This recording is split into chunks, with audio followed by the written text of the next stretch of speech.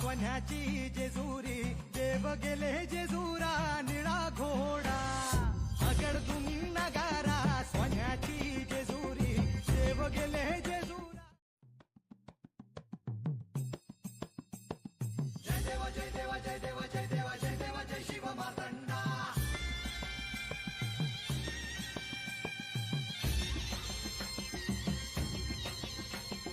जय देव जय देव जय देव जय देव जय देव जय शिव मार्तंडा हरिवर्धन मल्हारी तुझी प्रचंडा अगडदुम नगारा सोन्याची जेजुरी देव गेले जेजुरा निळा घोडा अगडदुम नगारा सोन्याची जेजुरी देव गेले जेजुरा जिल्हा यवतमाळ कळंब तालुका नरसापूर गाव आहे आणि आम्ही धनगर समाजाचा आहे आणि बचपणापासून माझा हे कुलस्वामी असल्यामुळे मला त्याच्या भक्तीचा नाद होता आणि त्याने परपंचातून येडं खोडं करून मला बाहेर काढले.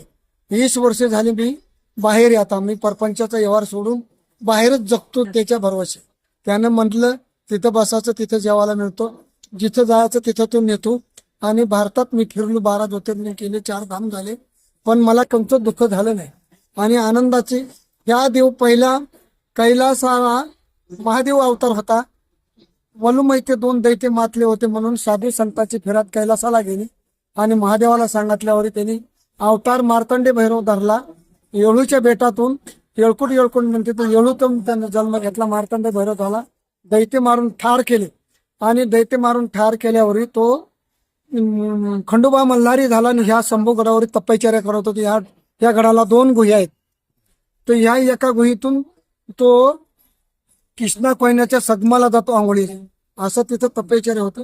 पालबाईच्या नजरेत पडला, पालबाई गवळण होती, त्या बाईच्या नजरेत पडला. तिने फार भक्ती केली त्याची आणि ती माथारी झाली. देवाला म्हणायला लागले का मला माथारी झाली, तुझे शेवट शेणपर्यंत मला भक्ती करायची, पर ह्या डोंगरावर यायला मला खूप जड व्हायला लागली. मग देवाने सांगितलं तुझ्या गायीमध्ये एक काळी तपेली गाई वांज आणि ह्या भूमीमध्ये गाव शिव काही नव्हतं, जंगल वन होतं. इथं वाळलं हिवराचं झाड आहे. गाई चरता चरता वाळल्या हिवराच्या झाडाला गाय खेटन आणि त्याला पाला फुटल आणि दुधाच्या धारा वांज गायच्या दुधाच्या गळतील. तिथं स्वयंलिंग म्हणून मी स्वयंलिंगामध्ये प्रगट होईन, तिथं तू भक्ती करायची. मग पालबाई त्या नदीच्या पलीकडची हेटी होती आणि देव इथं प्रगट झाले. तिने म्हातारपणी सेवा केली. मग देवाचा विधी लिखित स्वर्गातून आदेश आला नारदाच्या हाकीने का तुला माळसा संघ लग्न करायचे. माळसा होती तिम्मक्षा मान्याच्या घरी नगर जिल्ह्यामध्ये नेवाशा तालुक्याला. म्हणे देवाची वरात तिकडे जायची ठरली आणि ती पालबाई मोठी अधिकारी होती देवाची. ती म्हणायला लागली का तू वरात घेऊन तिथे जाणार, मी म्हातारी झाली, मला लेकरू बाळ नाही, मी तुझी वरमाई व्हायची लग्नाला आणि तू कसा वरात घेऊन जाणार. म्हणून भगवंतानी माळसाला हिता आणून 5 दिवस लग्न केलं.